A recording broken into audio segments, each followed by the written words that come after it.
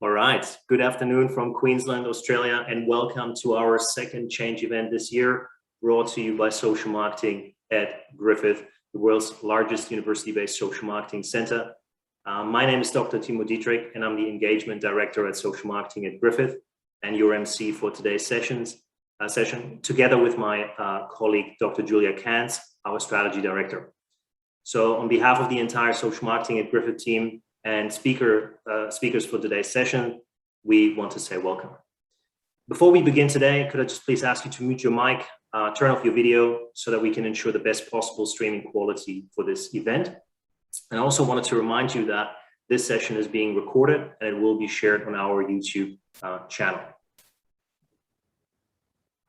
Let me begin by acknowledging the traditional custodians of the many lands on which we are meeting today, and pay our respects to the elders past and present, and extend that respect to all Aboriginal and Torres Strait Islander people.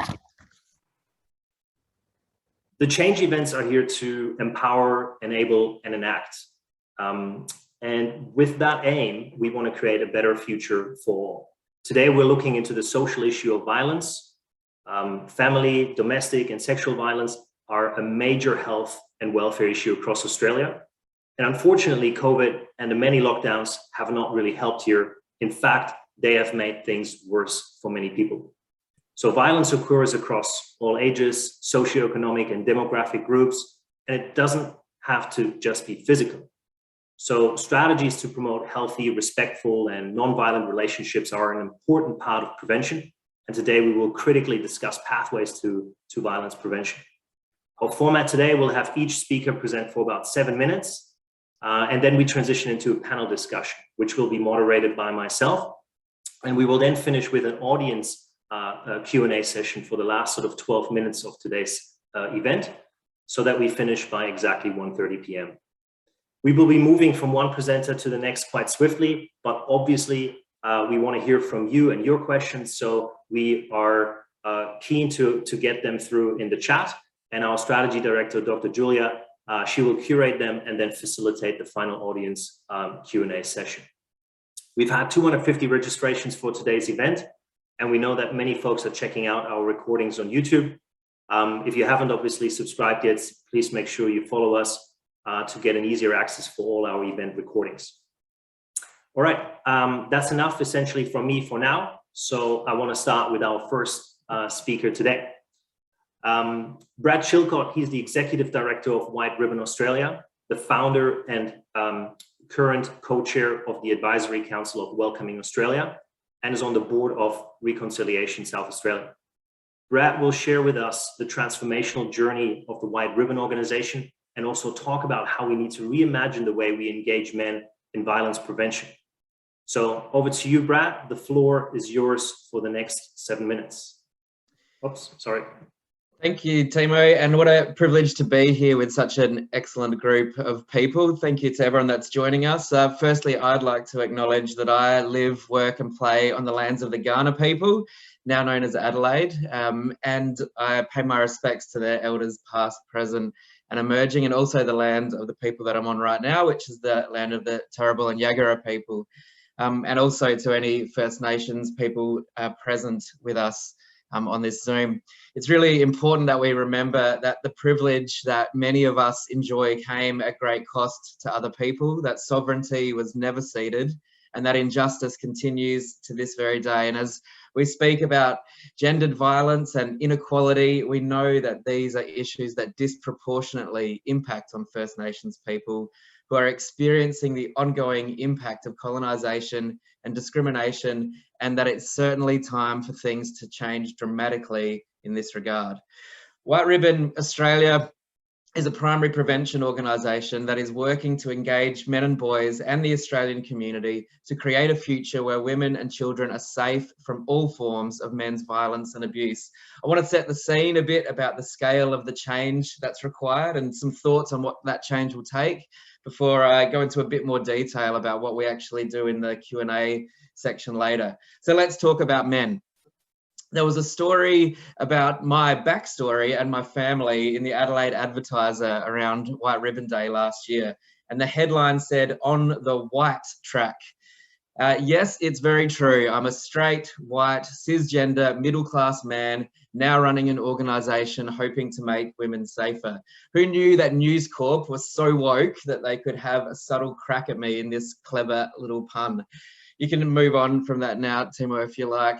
But it's true that this privilege, and probably will be, a problem at times. I'm spilling over with privilege that can't help but influence my perspective and my considerations as I run this movement. There's no way around that fact.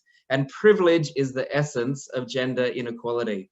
It's the cultural expectation of power, authority, decision-making, rights and control. The assumption of advantage in so many ways that we as men are born into, prioritizing our ambitions, our opinions, our preferences, our sexual desires over that of women. Like many people in Australia, I was raised in my faith community, and it requires a continual commitment to unlearning to discover all of the default settings in me that need deleting. But this journey is the same journey that our patriarchal society is going on, unlearning male privilege, understanding the healthy, equitable sharing of power in relationships, communities, and workplaces. But it goes deeper. There is another symptom of patriarchy and colonial ego present in Australia that feeds this problem. Our consistent and persistent political and cultural narrative, the story that our nation tells itself, is that the powerful use violence to advance their self-interest, and this is what strength looks like in practice. In other words, the powerful use violence and coercion to achieve their goals and demonstrate their power, and then this becomes mirrored in what men do. This is what's been taught and modelled as strong, determined leadership that we use to protect society from chaos and disorder. It's how we maintain national security, prosperity, and pride. We punish the poor for being poor. We denigrate unemployed workers for not working in non-existent jobs. We put downward pressure on wages while making people rich from the struggles of elderly Australians. We deny First Peoples self-determination and a voice while we visit unmitigated, gratuitous cruelty on people seeking asylum, and we scapegoat refugees, migrants, and people of Muslim faith so we can blame something other than rampant greed and the brutality inherent in the very construction of our society for the violence of poverty, insecurity, and marginalisation that ravages huge parts of our population. And leaders are lauded for this kind of strength. The kind that doesn't blink in the face of children self-harming in detention. The kind that tightens the screws on those living below the poverty line while offering huge tax breaks to those actively striving to pay their workers less. There's an arbitrary line between what is acceptable violence and unacceptable violence. The state can use violence to achieve its end and celebrate its leaders for their callous strength as we try and educate the public to do otherwise. So we inherit inequality and we're trained in violence as a cultural norm. And so the task is vast. Our goal is an Australia free of every form of men's violence and abuse. So what can we do? We can build a movement of people who begin with humility, reflecting on their own role in creating or maintaining the cultural drivers of gendered violence, and then set about dismantling them in themselves, in their communities, and then the institutions that benefit from their maintenance. We stand with all of those who work to support people harmed by this endemic national disease and prevent it from happening again. We make sure they have every resource they need to do their vital work. We challenge and change laws, structures, and systems that prevent women from flourishing in full equality. And we believe that men can change, and we do everything we can to make that belief a reality. We believe no boy is born violent, and we use every lever at our disposal to expose them to a better way of understanding power, relationships, and consent. We follow the evidence and we prioritise outcomes for people over market share, brand recognition, or our particular ideology. And we see everyone with these same goals as comrades, no matter how many times we disagree on methodology or the pathway to getting there. And we admit we don't have all the answers. We are not the saviours. We're simply people who are ready to use whatever power and privilege we possess to bring about change for people who need change most. Listening, learning, and growing along the way as we dismantle the patriarchy and the violence that it glorifies together. And I look forward to working alongside all of you and my colleagues who are about to speak now as we create together an Australia where every woman is free from all forms of men's violence and abuse. Thank you so much. Over to you, Timo.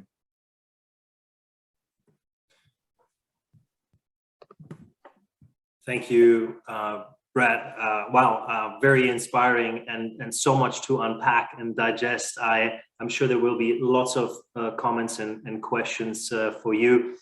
Like I said, we will be moving from one presenter to the next quite swiftly. Then we want to segue into the panel discussion, followed by the audience Q&A. So if you have any questions, just pop them into the chat right now while the question is still top of mind.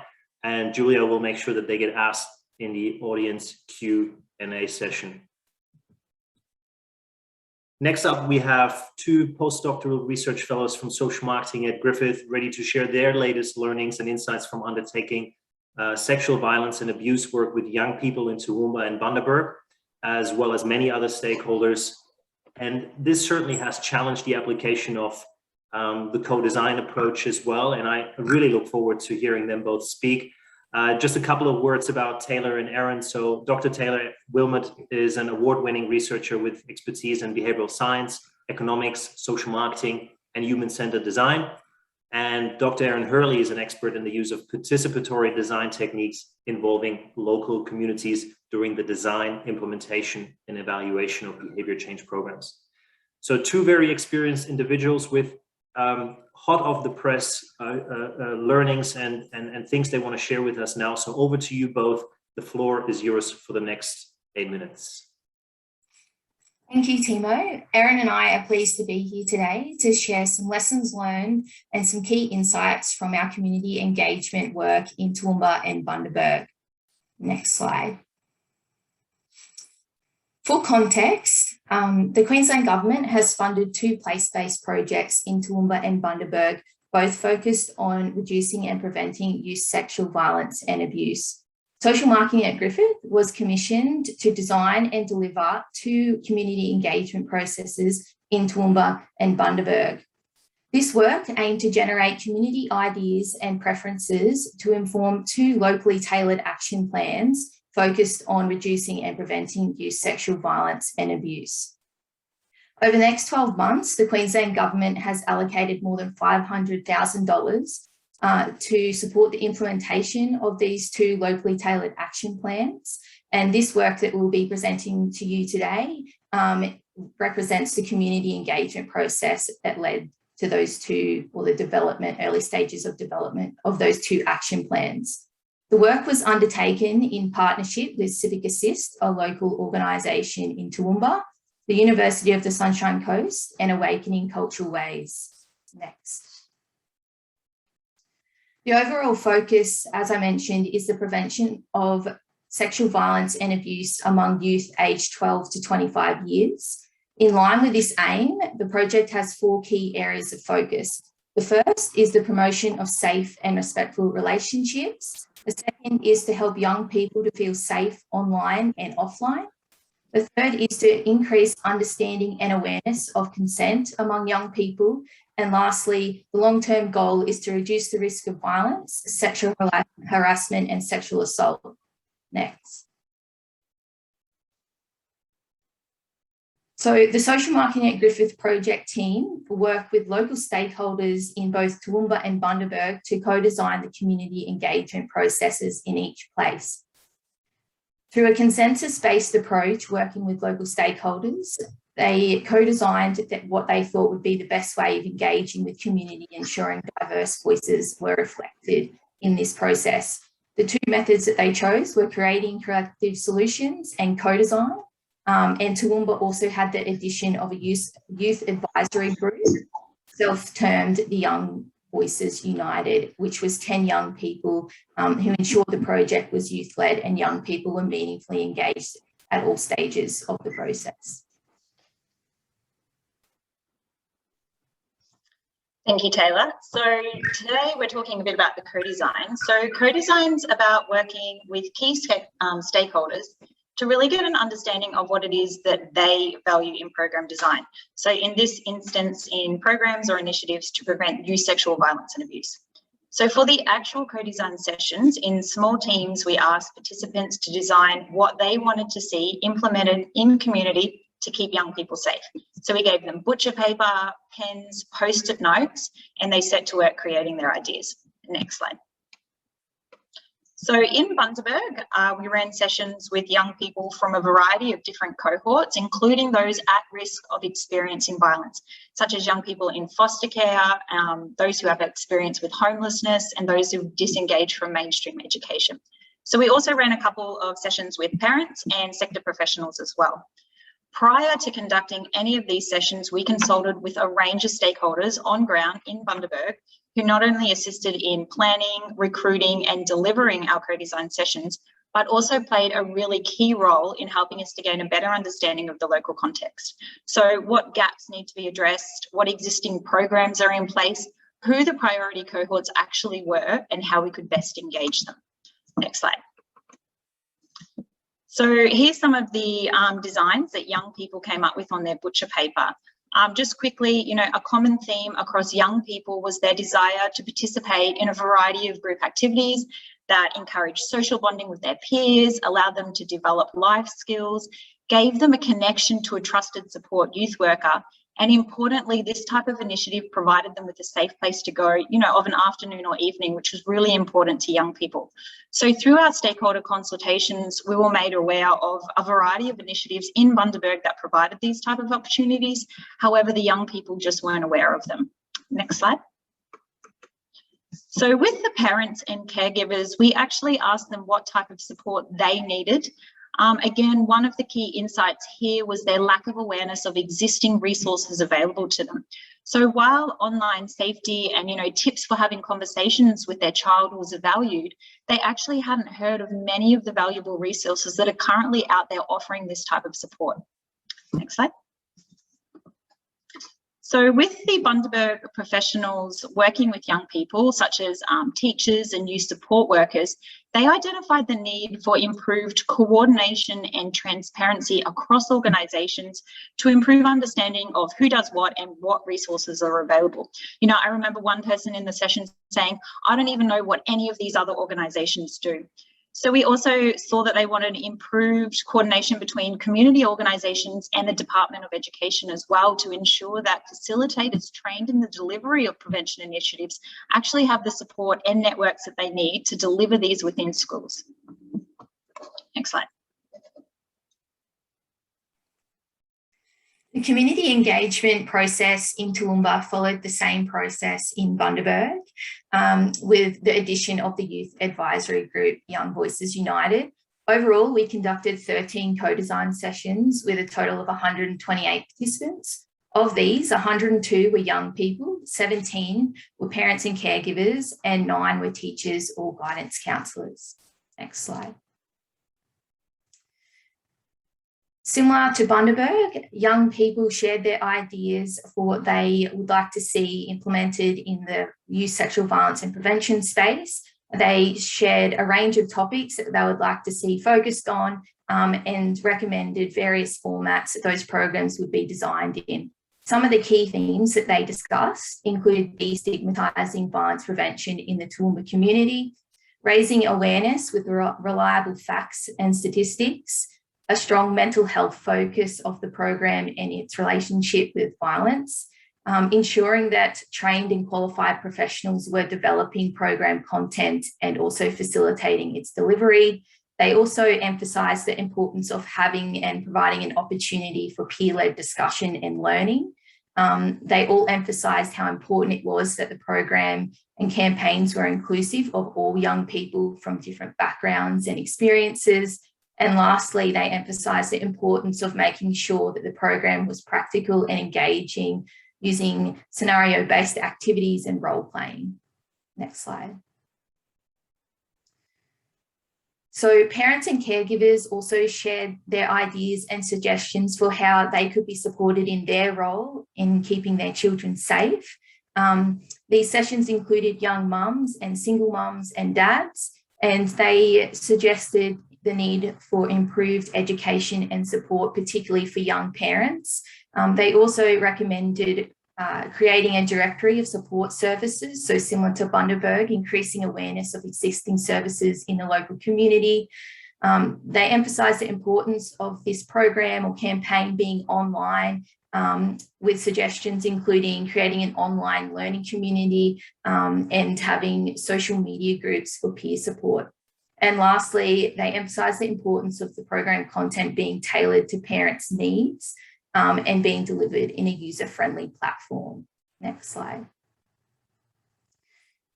So in our sessions with Toowoomba professionals working with young people, which included teachers, guidance counsellors, partial care teams, and school psychologists, they shared, again, the importance of interagency coordination and ensuring that the Department of Education was aligned with current services available, including improving access to evidence-based and reliable resources that were translated in young people's language, and also offering specialised training to deliver programs. And overall, the mental health role and the need to focus on that in programs was also emphasised. Next slide. Okay, so really quickly, what did we learn? The development of community partnerships was really fundamental to the success of this project. So through these established partnerships, we were really able to reach and engage at-risk cohorts that we wouldn't have had access to otherwise. There's no one-size-fits-all approach here. The content, materials, activities that we used during the co-design sessions needed to be adapted to suit the different cohorts. We had to consider the reading level of, say, refugee and migrant communities, using videos instead of written materials, tailoring content to be culturally appropriate. And we also needed to be flexible. We're working with young people from a diverse range of backgrounds and asking them to participate in something quite unique. Things didn't go to plan, and we had to adapt and change our approach on the spot. And finally, given the right platform and opportunity, young people can be empowered to contribute to change in their community. Through co-design, young people are empowered to share their voice and provide meaningful insights which can inform prevention initiatives aimed at young people. Thank you. Yeah, thank you both for so much quality content in just 8 minutes, maybe a few seconds over, but thank you, and that's really amazing. And everyone here, there are the details from Taylor and Erin, so feel free to directly connect with them as well. And if you do have any questions for them, please pop them in the chat right now. So over to our next speaker, Anoushka, the Assistant Director of Griffith University's MATE Bystander program.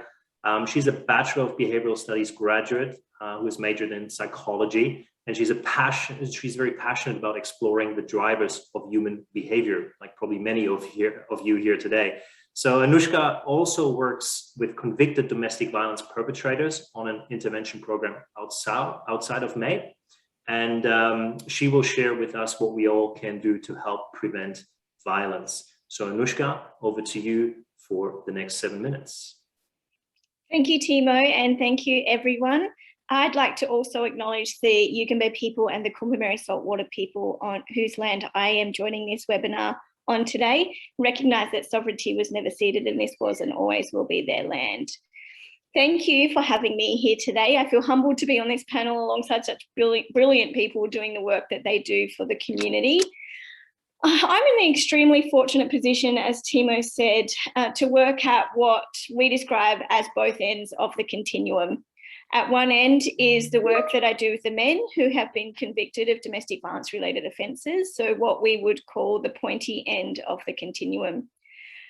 I get to listen to them and talk to them every week about their behaviour and the attitudes and beliefs that have led to that behaviour. I get to talk about their history and the social or cultural factors that may have contributed to their choice to use the violence against the person they claim to love. I talk to them about the effects of their abuse on their partners and children. And these conversations are often pretty harrowing. We talk about the opposing effects on themselves and their partners and their children if they were able to change their belief systems about women, about themselves and their own role in their relationships in order to shift their behaviour. The reality is that by the time these guys reach this program, lives have already been devastated. The lives of the women and the children who have experienced their violence will never be the same. Which leads me to the work at the other end of the continuum, at MATE, which brings every single person into the conversation to look at how we can create the long-term cultural change we need to see the prevention of this form of violence for good. We recognise that the drivers of gendered violence are born from gender inequality, and that we all must take responsibility for creating equality in our own personal lives and beyond, in order for us to prevent people from getting to that other end of the continuum. As effective bystanders, when we step into our leadership with the right tips and techniques to recognise and respectfully respond to the behaviours at this end of the continuum, we can stop contributing to a culture that supports violence and contribute to the solution instead. What I know is the men on the behaviour change program have never been held accountable for the attitudes that sit at this end of the continuum, at the beginning of the continuum. No one's ever held them accountable for the way that they speak about women, their underlying disrespect for women.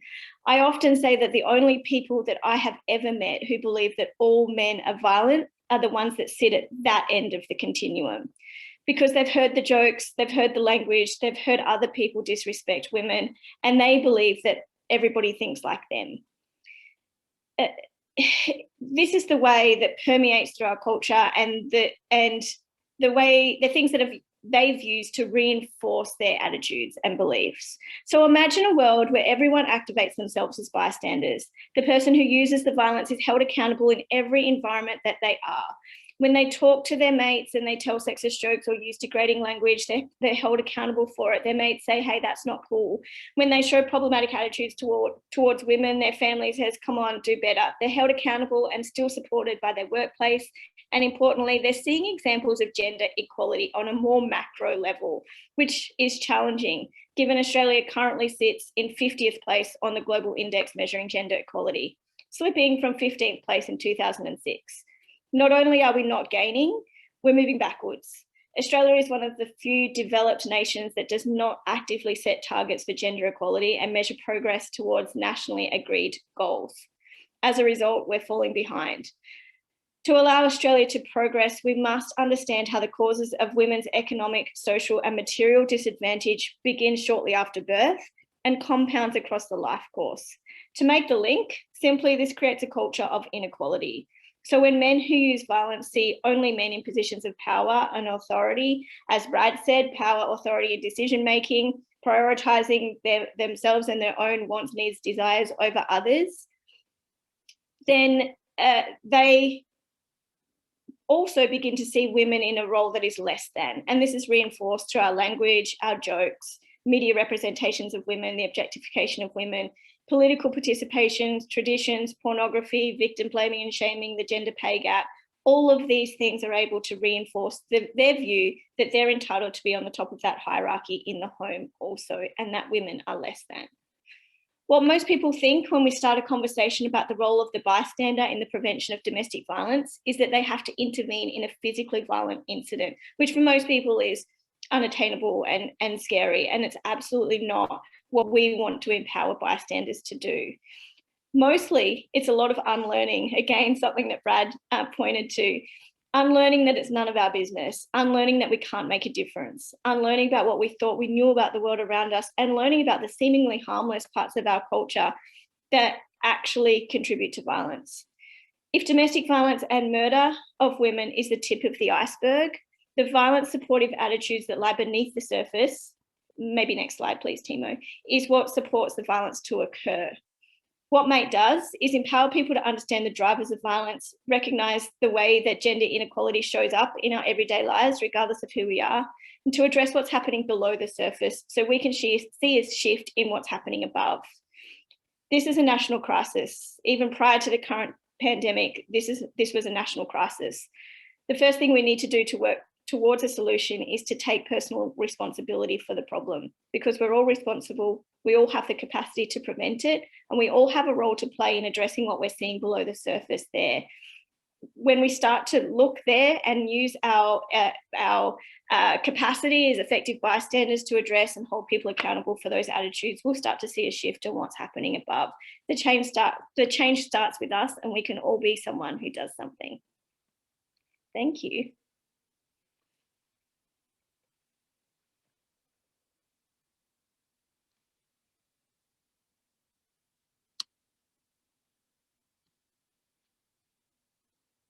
You're on mute, Timo.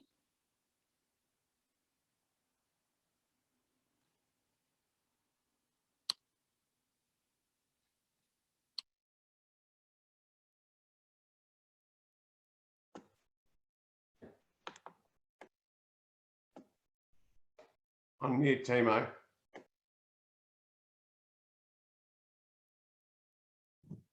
Oh, sorry, you didn't hear any of that?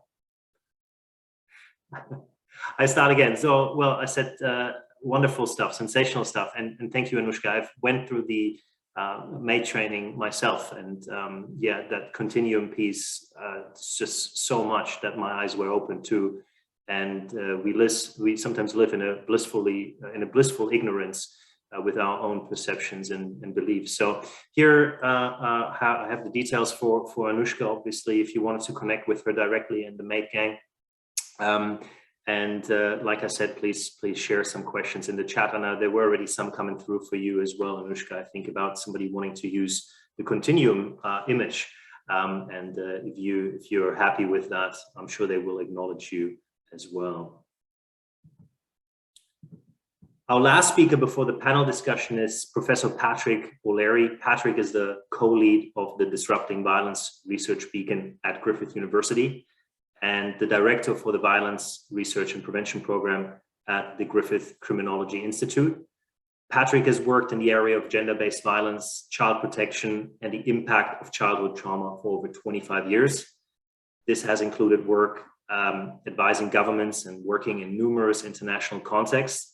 And Patrick will really talk to us about the bigger picture of violence as well as the issue of toxic masculinity. So over to you, Patrick. Thanks very much, Timo, and thanks very much for inviting me. And it's a great pleasure to be here with great speakers that have set the scene. I also want to acknowledge the Indigenous owners of the land, and I'm speaking to you from Yarraga country today. And this builds really nicely on the build-up we've had so far in terms of changing society and building a community where people all see themselves as bystanders able to act. Recently at Griffith, we've established the Disrupting Violence Beacon, which really fits with the Beacon's focus on social justice for all people and equity. If we can move to the next slide, please. So I'm just going to cover this very briefly about toxic masculinity. And the real scene here is I want you to think about the power of toxic masculinity in that it provides one position about being a man, and it's oppositional to many things. It's often isolated. It often builds on its reaction to its own insecurity and shame. And the key message I want us to think about here is that it is actually quite a fragile, unassured core masculinity, toxic masculinity. And that's where we can disrupt it and dismantle it as bystanders and particularly as men. It's really important to think about this in the context that toxic masculinity is something that men have created over generations. It's something that boys today have inherited. And often boys are left with the residue of it and unfairly blamed. So it's really up to adults to take control of this and change the story. If we can move to the next slide, please. So what does toxic masculinity exist? I think we've got some real life examples of how toxic masculinity plays out. And many years ago, Paul Cavell started the idea of the man box, about how men were stuck within a very restricted way of being, and how that also came across to boys. This masculinity also supports ideas of racism, homophobia, and inequity amongst men and amongst women. And it really is something that men need to think about, not as masculinity, but masculinities. And when we think about the effects of toxic masculinity, we've very clearly outlined today that its impact on women and children, but also to note its impact on men themselves in terms of their health, in terms of the fact that violence committed against men is overwhelmingly committed by other men. But also the fact that these features of toxic masculinity in research really show that those men do not do well. Anoushka talked a little bit about the men in the group, and something after years of working with men who perpetrate violence I've really noticed is some of the other indicators for these men in terms of mental health, in terms of overall well-being, is that they're doing really poorly. And when we dig into that a little bit more, we also come to realise how men have experienced trauma as in terms of their masculinity, in terms of being not fitting in. Can I have the next slide, please? So what I want to talk about briefly here is that where that trauma can come from sometimes, the trap of dominant toxic masculinity. If we think about ourselves, and as young people particularly, but also men, we're often motivated by the desire to connect and engage and be part of something that provides closeness and connection, provides membership. You know, it builds resilience. Boys crave these feelings. This often speaks to our inner self, and it also speaks to our sense of inadequacy or loneliness on occasions. Yet the dominant ideas of male identity from toxic masculinity, the membership or eligibility, are about posturing, to be seen as confident, assertive, strong, a winner, successful, not vulnerable, straight, and desirable. Very much about the privilege that Brad spoke about. These are the exact things that actually get in the way of feeling connected, understood, and accepted. These are actually a bravado that stops connection, that increases vulnerability. This leaves often boys and men in an invidious position, asking questions like, what will it take for me to belong? How do I have to perform? What are the rules of belonging? But as a bystander, it also asks the question, how do I stop and walk away from things such as violence that go against my inner self? Go up to the next slide, please. So men are the most important people to change their own identity, that their identity around masculinity is their responsibility. And I think one of those things is being in touch with that sense of self and the feelings associated when you don't fit into toxic masculinity, and listen to those instincts. Think about being good humans first, rather than purely gendering all aspects of masculinity. And that comes from how we model and celebrate and support relationships within and between genders. One of the disturbing things I've often noticed in gender studies in terms of boys is often saying that all boys need a good male role model. Actually, in terms of my own experience, my own masculinity has been very much shaped by important women in my life that have been influential in their relationship with me, as well as some of my relationships with men. And that's helped me to listen to different instincts and to stand in the power I do have as a man, and that privilege when we and how we can actually use that power in a way that actually creates some change. I think one of the challenges for all bystanders, and particularly men, in standing with masculine privilege, is to go first in speaking out.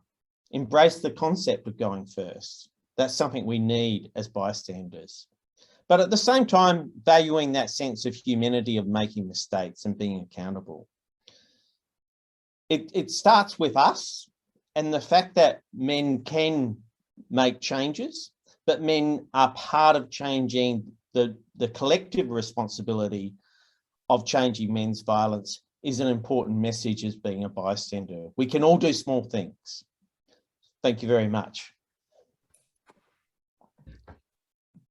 Thank you, Patrick, for completing our first run through, and thank you everyone for sticking to the time. That is excellent. So this is now exciting because we deliberately wanted to keep the presentations obviously a bit shorter and punchier, and then make sure to bring everyone back together for a panel discussion and sort of dig a little bit deeper. And I think there's one thing that we sort of observed, and one comment that we actually in our briefing session sort of saw on one of the LinkedIn posts, and we won't mention any names, but I think it captures probably often what people broadly believe is actually one of the key issues when it comes to violence prevention. One of those beliefs that we might need to tweak and change. So I will quote what was written as a comment here. Violence will never be preventable. You cannot reprogram abusers. You just can't. Stronger penalties are the only solution. And that's obviously a very strong statement. And probably many of you have some strong thoughts around that. So I thought maybe we start with that and get Brad to share his thoughts on that particular comment. And then I sort of encourage everyone to sort of jump in following Brad's lead at and use this as our first discussion point. Thanks, Timo. I guess just to say that statement is focused on a very small section of preventing violence. Yes, we need to make sure that women's safety is at the centre, and that sometimes means incarcerating violent people who pose an ongoing risk to women's safety or children's safety. But that's just one small piece of the puzzle. The violence prevention starts with children, as we've heard. It includes changing the way that we understand gender and gender relationships between genders. It's includes early intervention, and it includes safety planning and working with families who are experiencing violence to make them safer without involving courts and police as well. So that's just one piece of the puzzle that the stronger responses to men who use violence in terms of incarceration plays a role. It's just one piece of the puzzle when we're talking about violence prevention. Yeah, and I think this maybe then the question for Anoushka, leading from that, when you think of this continuum you showed us, right? I mean, we're talking about that far end of the spectrum, and when we think about, well, how many men are there in Australia and the world, where does everyone sort of fall into? And I'm not putting you in the spot to point exact statistics here to exact statistics, but I think that's maybe something you can talk a little bit about following Brad's point. Yeah, I think the statement that we'll never fix it and that we need to just lock them all up, I have a physiological reaction to a statement like that. It highlights to me a really sad state of affairs if we were to give up, I suppose. And I think that it concentrates on the tip of that iceberg, right? And it forgets all of the things that are beneath the surface. And we can try to address that tip of the iceberg. We can try to address one end of the continuum, but we're forgetting about all of the things before that or beneath that help to support that to occur. Domestic violence and someone's choice to use violence doesn't exist in a bubble. Someone doesn't wake up one day and decide to murder their wife. They're a product of a culture and a society that has contributed to those attitudes and beliefs. And, you know, when they come out of prison, that they're put back in those communities where those attitudes remain. So I think we have to start looking at different ways to rehabilitate. Yeah, good points. Good points. So does anyone else want to jump in and add something to that? Yeah, sure. I think these points are really important conversation. Just looking at the chat, I think often men who use violence do present themselves as a victim, and that point's been made in the chat, and that's very important. Not all men have a trauma background. That's important, but there is a choice about using violence, and exposing that choice is something men don't always readily see. And so the system, changing systems and awareness to make that choice more visible is so critical. And that comes to the system enabling that, whether that's the community, whether that's justice systems, whether that's social services, whether that's employers. That choice becomes very clear, because many men who assault their partner don't assault their boss, even though I'm sure they get annoyed with their boss on occasions. So they do demonstrate they have control. They make certain choices about where they use violence and how they use it. So I think there's a lot of hope even in where violence doesn't occur, because this is about they use violence in situations where they think they can get away with it. Yeah, that's a really good point. I think it's also something we've certainly, Patrick, on several occasions sort of spoke about, and I also spoke to a few others about how do we then speak to men in general. And I think we use the word marketing to men and talking to men, engaging with men. I'd be keen to hear from all of you, how well is that currently done at the different parts of the spectrum when you think about that? And that's again a question for everyone who wants to jump in.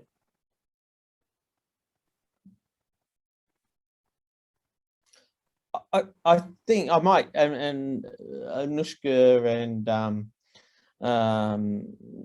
others might want to comment on this, but something I've noticed in the research with men who attend behavioural change programs is that they can demonstrate good attitudinal change, but making that leap across to behavioural change is the big challenge. And so intellectually understanding it and getting it, but then converting that into consistent behaviour is often a real challenge. Because of some of those things that I think Brad and others have made about unlearning things.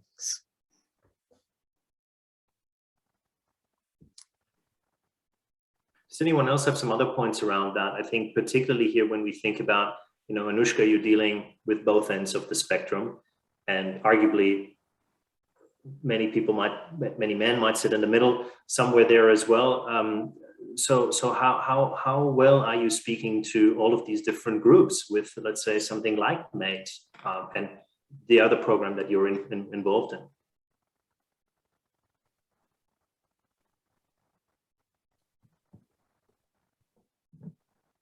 So we just ask you, yeah. Sorry, I think I missed the first part of the question, but I'll talk to what you just spoke to then, in that I think at some point we all sit somewhere on the continuum. We've all been part of this culture that has been created by those social constructs of gender and then reinforced through society. So we at some point have all sat on the continuum, and everyone of every gender contributes in some way until we know better. And when you know better, you do better, right? Until you know how to get yourself off the continuum, and as an effective bystander, get everyone else off the continuum too, by just being aware of it, having your eyes open to the fact that this exists, and that in some way we're not only consuming it, but we can be contributing to it as well. And you're right, people sit along that continuum everywhere. I really like what Taylor and Erin said before about not being a one-size-fits-all approach. People have to recognise that this prevention work has to fit within their context. the way that we talk to, while the message that we deliver, whether it be to prisoners or it be to corporate agencies, is pretty similar. We have to make sure, we have to, I guess, give people the agency to recognise how it fits in their context, how they can take that conversation with their own agency and apply it to their families or their school communities or their sporting groups or their churches, their faith groups, which is what I really love about White Ribbon's current approach in the whole of community addressing domestic violence. Excellent. Brett, did you have any additional points on that? Yeah, I think the original question was around how do we get messages to different groups of men, and I think this is actually an area that I think we need a lot more investment and research into, not just the kind of I don't know what the right word is, demographic or sociological research, but actually like almost marketing research, like what are the messages that are going to resonate with different groups in society, and start taking them on a journey to actually engage in this conversation in the first place. We know, that there's a group of men out there that when they even hear us talking about men's violence, they say, not all men, and they switch off to the conversation completely and don't even take the next step of self-reflection or consideration. And so it might sound a bit crass, but we actually need to do the market research to work out what is the language, the words, the ideas that's going to help a person go on the journey towards even engaging in this conversation in the first place, rather than switching off at the first instant. 100%. And I don't mind the words. Probably no one at social marketing at Griffith does. We use a lot of these marketing principles, obviously, in order to better reach tribes or personas, whatever you want to label them as. And I know from my circle of friends how difficult it would be to engage some of these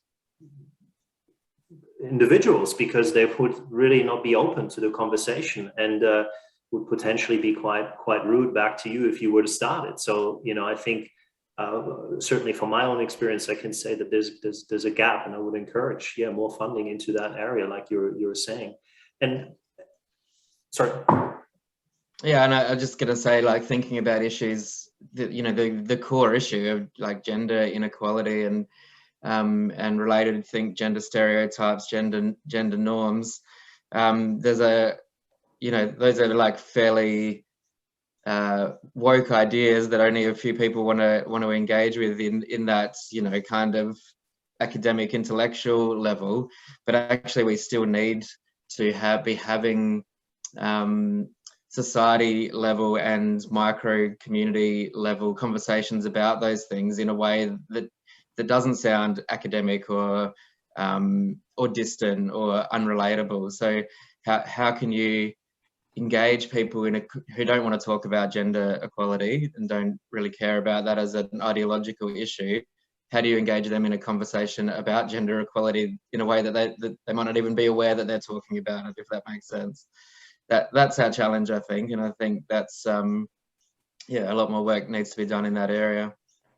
Yeah, and maybe Erin and Taylor want to comment a little bit from a social marketing perspective to that as well. And given they just went through this immersive, state of co-creation and working with the community on the ground, and really learning, obviously, about the challenges within the sector as a whole. And I guess one question for you both is how many men were actually involved.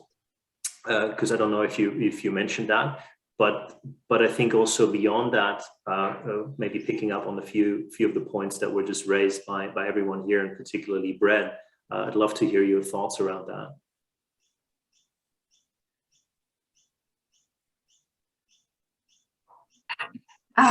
I'll share my thoughts, and then I'll hand over to Erin, and you can sort of add your experience in Bundaberg. But certainly our experience in Toowoomba was a challenging one in terms of getting young men in the room, and we did have a little bit of resistance, particularly at some all boys focused schools, because at the time there was a lot going on in the media, and they sort of felt like their boys potentially may have been feeling like they were targeted. So I think that was a barrier that we faced throughout the project in terms of engaging young men. But we did have some really good conversations in some of the sessions that we hosted with local organisations that do work with young men and those that have disengaged from school or have been in the youth justice system. And we did, and they, at varying degrees of engagement in the conversation, but I think understanding what their motivations were and sort of trying to tap into why would it be something that they should take an interest and take some, I guess, responsibility and participate in designing something that can help their community. And I think once we took a step back and allowed them to just share their thoughts rather than, I guess, pressing them or forcing them into participating, and you just allowed them to sort of contribute when they felt like they had something to say, they did have some powerful things to say. And I think it was creating opportunities for young people and, whether that's employment or helping with financial management, which I think we've touched on it earlier in some of the conversations, but around violence, it's a systems issue and it's got a lot of complexities and it's a socio-cultural issue. So just addressing one aspect of gendered violence and not talking about, I guess, as Anoushka mentioned, the culture and the norms that are around that is something that, will mean that these programs can't be tailored to those groups in a way that speaks to them and in a way that will engage their interests. So some of the key insights that came out of that was making sure that the content that you are delivering to men from different groups, we spoke to refugees and migrants, is tailored to the things that matter and are of value to them. I'm sure Erin has similar or some differences from her experience in Bundaberg as well.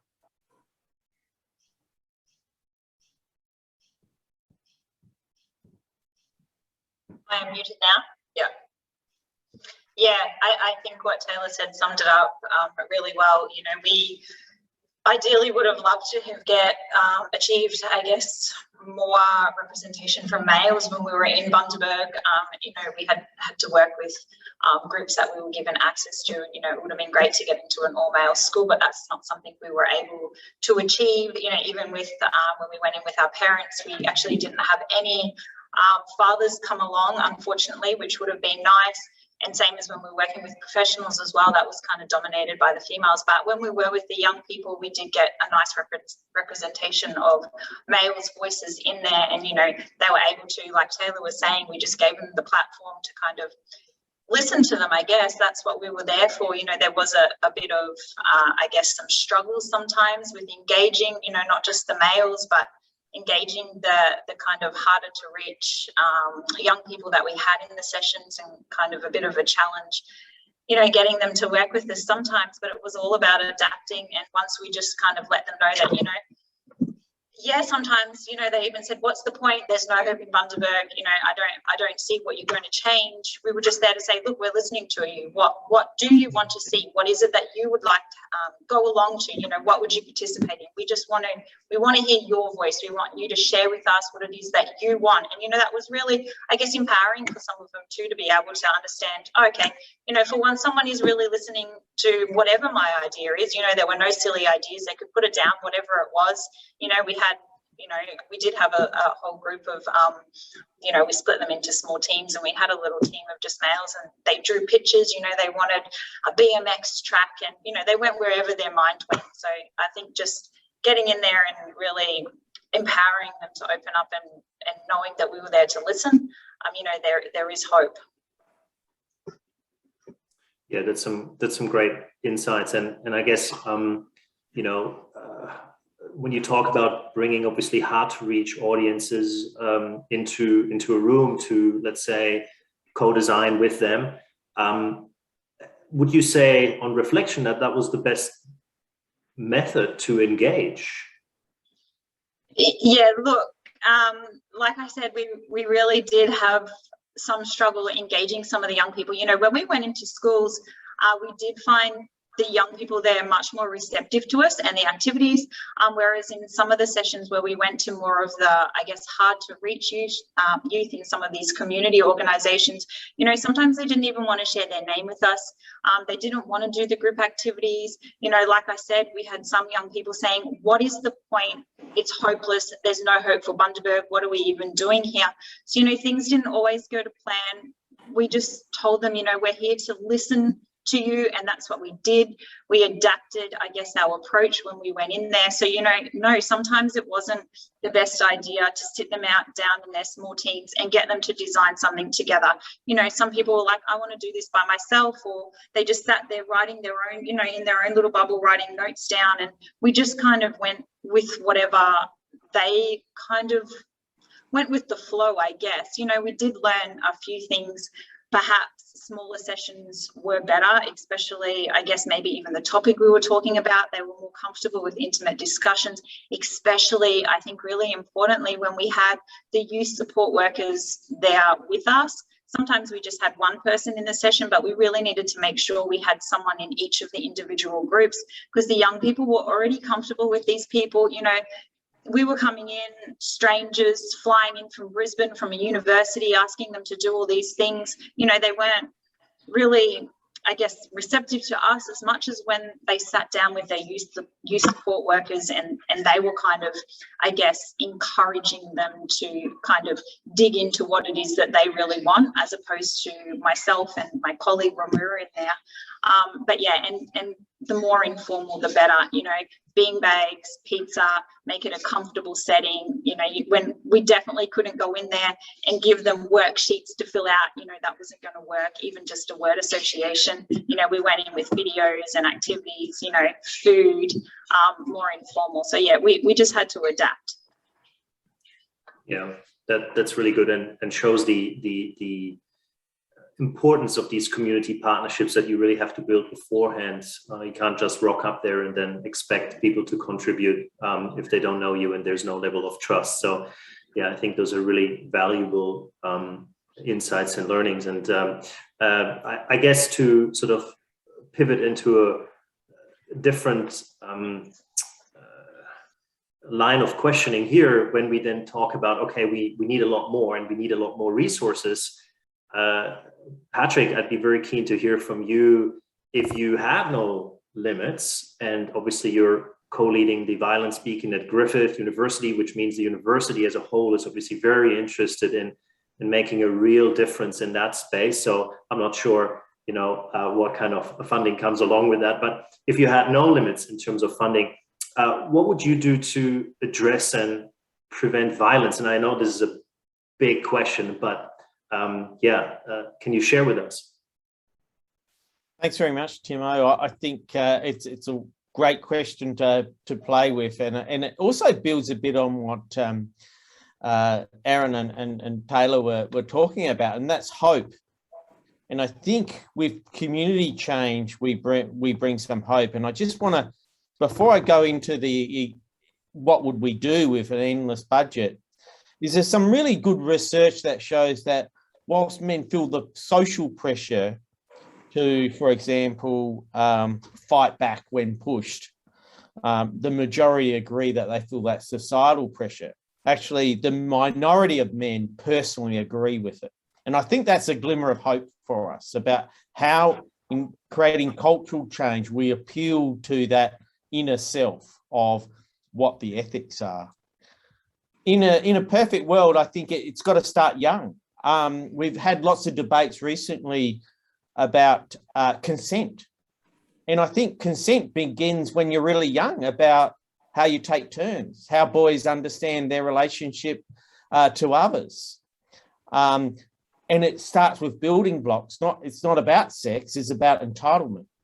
And so we start to really build a culture that builds that idea of respect, equity, equality, trust.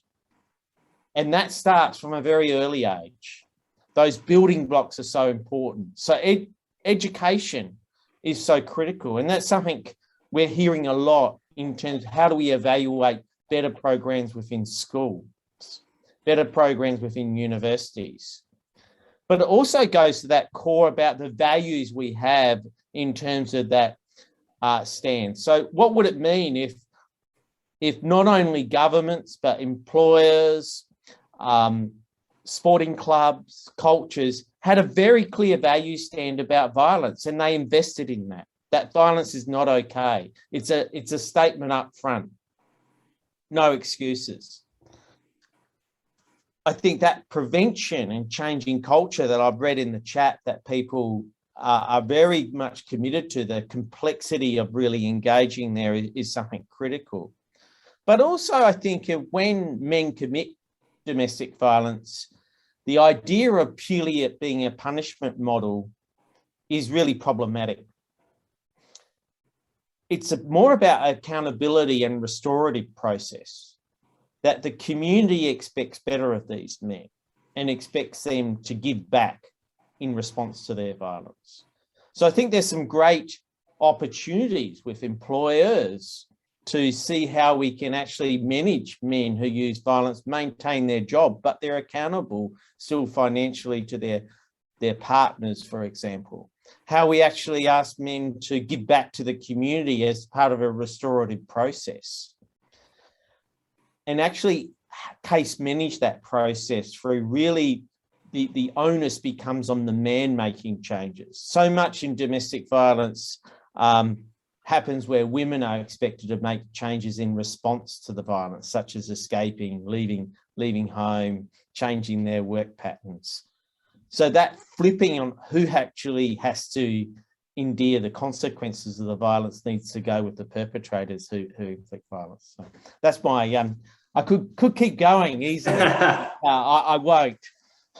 No, this is great. This is great, and it certainly does, give me hope that there is lots of good approaches, and obviously here are many very capable individuals that can make true change happen and more change happen that is needed.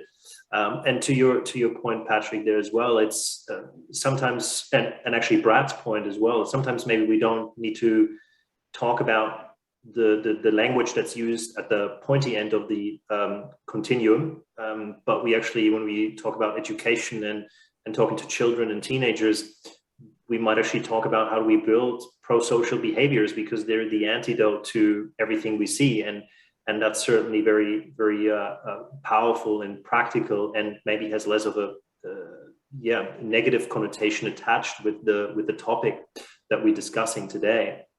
Yeah. Did anyone else want to sort of jump in on Patrick's points?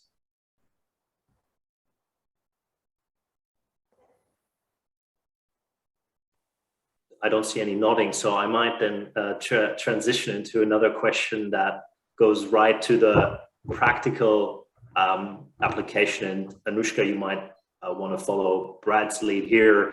But what can then, for those men, actually we should look at how many men have registered for today, but what can men do right now to be part of ending men's violence against women? Brad?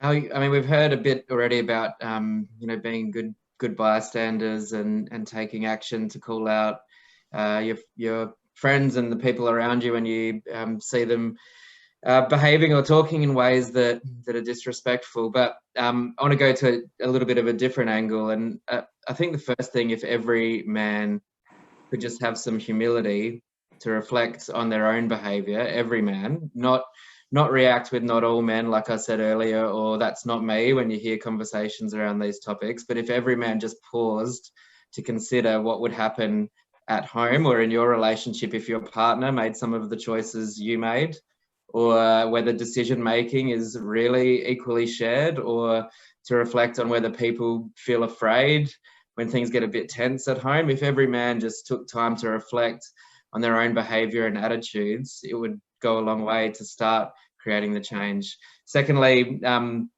believe women, and I don't just mean on the big things about believing women when they say that they have been abused or assaulted, but I mean taking the time to really listen to the women in your life, in your workplace, in your social circle, think about the things that they have to worry about that would never cross your mind as a man. Ask them what it's like living in a system that preferences men, and do it humbly without the defensiveness that's easy to go to.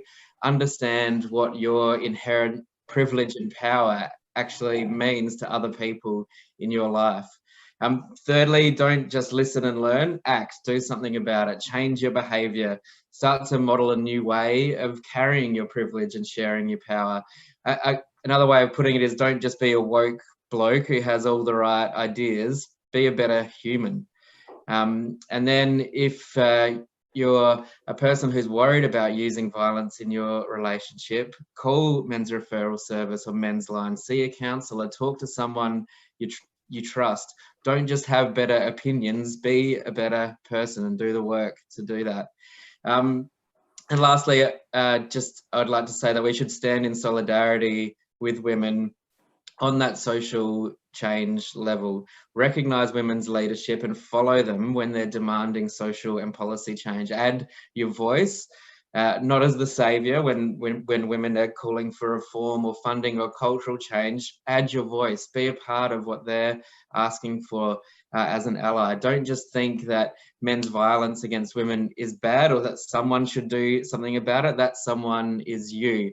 So yes, it means calling out disrespect and objectification and harassment when you see it, but it also means recognising that our society, our politics and our culture changes when we add our voice and unite our collective power to insist that that change happens. So reflect, listen, believe, act and stand in solidarity. Those are the things that we can all do to be a part of the change as men. Yeah, thank you, Brad. And Anoushka, did you want to piggyback off that? That was pretty perfect. I don't know there's much else to say there. Probably just to add to that is for all men, like Brad said, is to recognise your privilege, do a bit of self-reflection. How does gender play out in your home, in your workplace? Who's doing the roles that would typically, be administration, and who's buying the birthday presents and making sure the dentist appointments are booked in the house? Who's doing what we call the workplace housework? Where are women?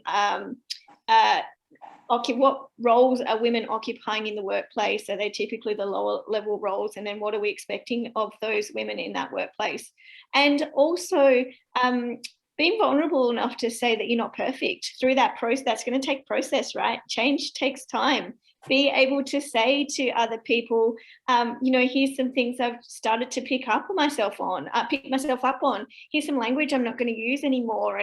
And I've realized I've not thought about this before, but I'm trying to do better. And you don't have to be perfect to be able to be an effective bystander and to start to use your personal leadership in positive ways. And actually, I think one of the most amazing things that we can do in this space is normalize changing your opinion and normalize changing your behavior, rather than being wedded to one way of living and being, so that we can start to shift and evolve into better humans.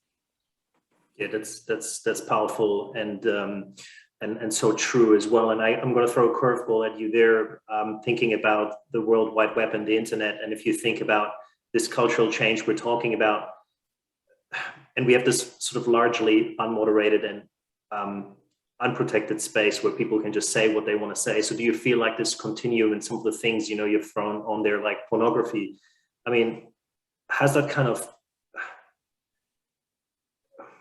led to the fact that we've taken steps back rather than forward on solving this issue? I think that there's a role for social media and positive change and media, but I think it can really contribute to the problem, obviously. I think as effective bystanders, the best thing that we can do is do what we can with what we have.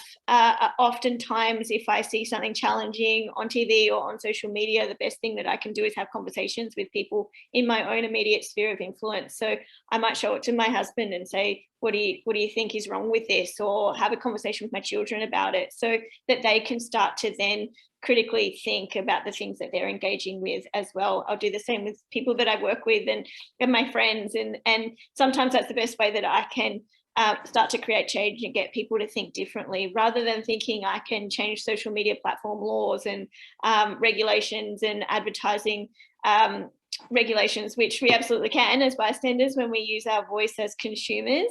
But I can also, with what I have in any given moment, have a conversation with the people around me and about what I think, how I think that might be contributing to the problem. Yeah, and I think this could be obviously a discussion that exceeds well beyond today's conversation, where we sort of dabble into the digital space and the algorithms and how they can take people down rabbit holes. And yeah, that's certainly a big issue. Huge. But I guess one thing, because I'm mindful of bringing this panel discussion to a close, and then I know there's lots of engagement in our chat, which is amazing. So I definitely want to give that the time and attention it deserves. But maybe as a closing question to all of you, I think often people talk about the need for further consolidation in the sector to ending violence. I feel like after hearing you all speak, it doesn't really sound that there's too many players, but actually there is further gaps. So do you think we need to consolidate the sector? Or not, or do we just need to redistribute resources? What can we do in that respective regard?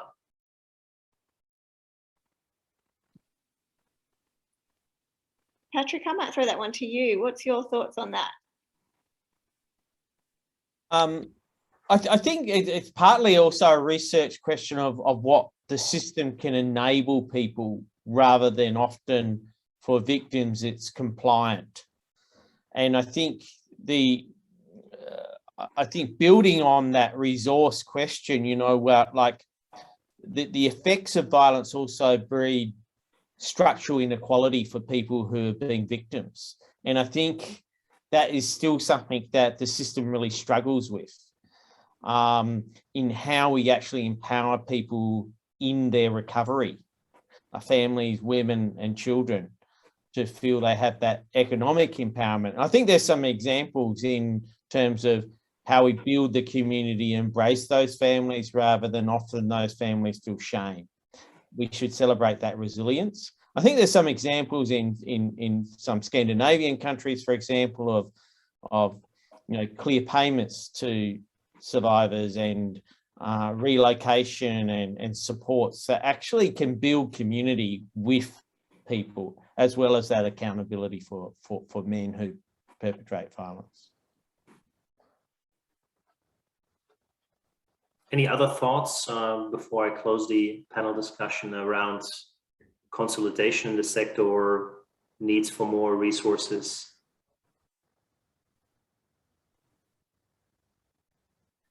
All right. I know Julia is probably very keen to get on with it. So thank you for that. I thought this was a great sort of in-depth discussion and picking up further on many of the points that you've raised throughout your presentation. So I'll hand over to Julia to run the Q&A session. Thank you, Julia.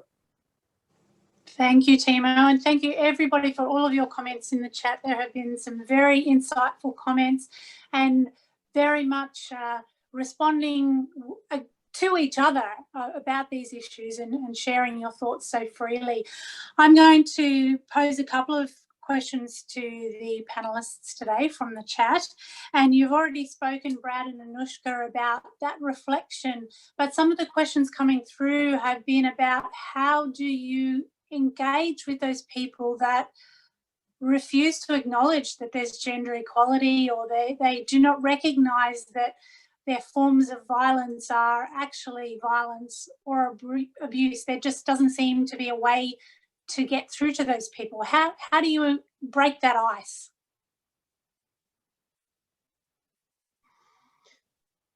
Anoushka, do you want to go down this one? You hang out with those men a lot more often than I do at the moment. Yeah, Brad, I was hoping you would answer that first. It's a challenge. I think, as somebody mentioned earlier, little by little, I think, Brad, the way that you speak about listening to women, believing women about their experience of the world, we often have to talk to the men on the program, obviously, about the effects of their behaviour on the people around them and themselves. And sometimes for people who are used to privilege and power, it's really challenging to get them to see that privilege and power, regardless of if they've used violence before, in the past or not. So it's a delicate conversation. As Brad said before, there are words that we often will absolutely avoid using so that we can engage in the conversation and engage meaningfully in the conversation. But often it is using examples, real world examples, and asking them to think reflectively. We are all about meeting people where they're at. There's no point trying to drag people along to where we're at in the journey. We have to meet people where they're at and start to, I guess, unpick some of their thinking and how their attitudes and beliefs have come to being, and then think about how we might be able to move them one step closer at a time. Yeah, and I think moving away from the idea of speaking to individuals and how do you speak to an individual that doesn't want to engage, and thinking more broadly about how we can change those people's attitudes over time, I think that's the role of like the whole of society change. For example, one thing we say often, we've got a workplace accreditation program, which is around changing the culture of workplaces. The whole of Queensland government is going through that, every department, big organisations like Rio Tinto and others. And we say that, you know, what becomes unacceptable in the workplace ends up becoming unacceptable in society. And so I think that is the other piece of the puzzle, is we need to have this social pressure where our media, our leaders, our workplaces, our sporting clubs are starting to just say it's unacceptable to treat women with disrespect. It's unacceptable to you know, be controlling your partner. It's unacceptable to discriminate you know, favourably to men and unfavourably to women. And then we start to see that collective social pressure begins to create the change. And so that's the other piece of the puzzle. It might not be that you get to have a conversation that finally breaks through to every person that doesn't want to listen, but as society, you know, attitudes about whether smoking is the cool thing to do or not has shifted over time because of that social pressure. Being homophobic is, like, you know, vastly less acceptable than it was a decade ago because of that social pressure. It's that kind of thing that we can continue to work on, that starts to chip away at those men with those kind of attitudes. Yeah, absolutely, Brad. I couldn't agree more. It's that incremental change, and change that we see today we didn't see as possible. And I think that's really important to note, that so much change has happened in this space, even though we've got so much more work to do. We're even having this conversation is because of some of the trailblazing done by lots of people, particularly women, in bringing this on the public agenda. So incremental change creates more change, and I think that there's some real change to switch the focus. You know, we've seen dramatic changes in police attitudes. There's still a long way to go, but it is different. I can tell you from my research I did 20 years ago with police compared to what I hear from them today. That's not to say we should stop. We're not there yet, but we have made progress.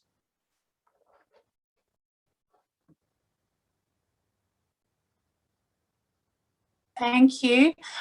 Just picking up on some of those strategies at the very sort of early end, I suppose. There were quite a few comments talking about things happen when there is a catastrophe or a very, very violent sort of an act. But if there's perhaps one suggestion you can give all of us of how to be a better bystander or an upstander, as one of the chat participants said, what can we all do to be a better person in that space?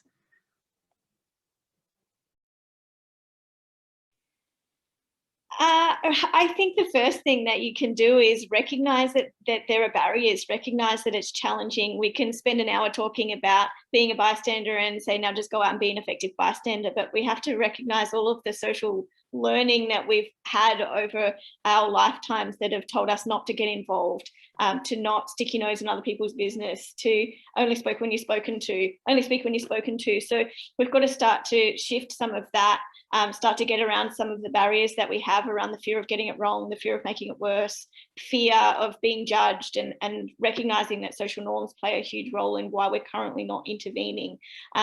Once we can step into our personal leadership and flip that script a bit, find something safe and appropriate for you to say and do when something in your gut says that's just not right, and recognise that there's not one way of intervening as a bystander. We all have our own personal ways that feel safe and comfortable for us. And I love what Brad and Patrick said before about that incremental shift. When we all start doing that thing that we can do, and we do that more and we practice that and we build that courage muscle because we're using it more and more, then we'll start to see a shift in society. We'll start to see bystander intervention being the norm rather than the exception.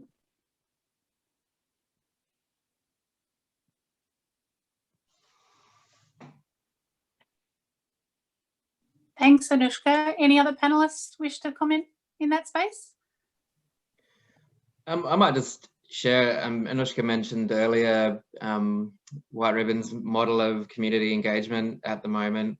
It's not quite on the bystander question, but it is something all of us can do. We talk about men's violence not being unique to any community, but the solutions being unique. And we've kind of touched on that throughout the webinar today in different ways. But what we ask people to do is to start a community action group in whatever they understand to be their community. So it could be geographic, it could be a sporting community, it could be people who have the same occupation or a faith community, to come together and then to think about what is the unique, culturally appropriate, circumstantially appropriate and best way to engage men and boys in each community, and to develop a community response plan that that's community led and identifies the unique aspects of each community in the way that they respond to men's violence and engage in prevention and have these conversations that we've been talking about today. So that's our new model. We've got probably 50 of these around the country at the moment and more starting all the time. So if anyone is interested in taking some action, I encourage you to check it out and consider starting a community action group in your community, whatever that might be. Yeah, and I think there could be, there's steps that aren't about confrontation, but checking in with people that bystanders can do. I recently spoke to a woman who had a tradesperson in her house who was repairing holes in the wall punched by her partner. And that tradesperson said simply, "Are you okay?" And that started a whole different conversation and possibility. It can be, you don't have to solve it. It's checking in with people. Really good point, Patrick. Really good point. You don't have to have all of the answers. You just show up the way that you would want someone showing up for you. And it's similar if we're addressing the person who's using the violence or the person experiencing the violence. We'll often say it's the same question: are you okay? I've noticed some things. What do you need from me? Non-confrontational and respectful.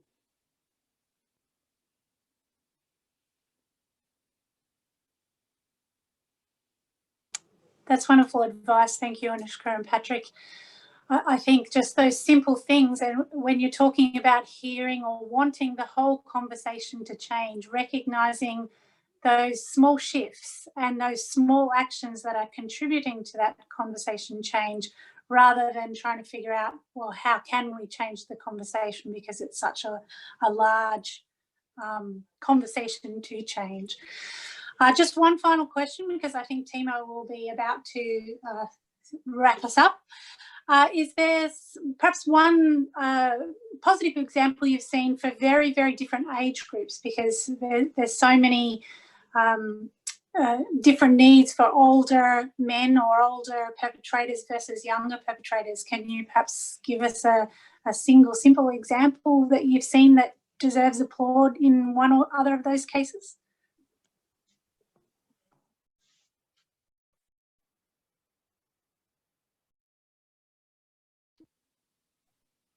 Sorry, was that for me? Happy for you to jump in if you've seen some really innovative things for younger or older people. Patrick, you're probably best placed to answer that.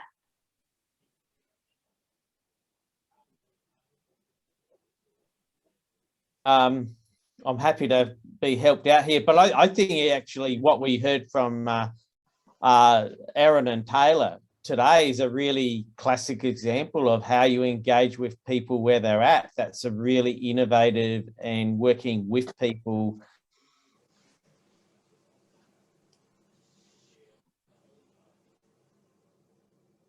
Patrick seems to be frozen. I agree. I absolutely agree. And taking them.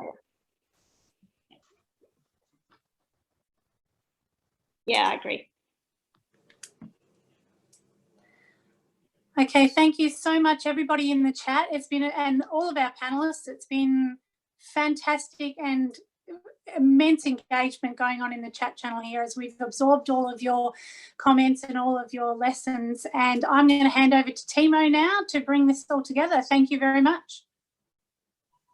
Thanks, Julia, and big thank you to all our speakers who gave up a fair chunk of their time in their days that are filled with appointments and things they need to do, and we keep them away from doing the work they obviously need to do. But I think this was an important session to bring a bit more attention and awareness today to the issue of violence. And yeah, I think everyone that attended this session today as well, and obviously the team who helped make it happen in the background. It's always a team effort to run a smooth experience for an online event. So I'll just want to leave you with two things to say. Our team runs a number of events every year, and we have many free resources available on our training and events page. The link is griffith.edu.au/SMG-events. And all our event recordings, including this one, will be on YouTube. So if you want to jump back to any section of today or share this with your colleagues or anyone else, make sure to visit our channel and hit the subscribe button. And our channel can be found on youtube.com/c/social marketing Griffith, all one word. So thank you for joining us today, and I look forward to seeing you at one of our next events. All the best and goodbye.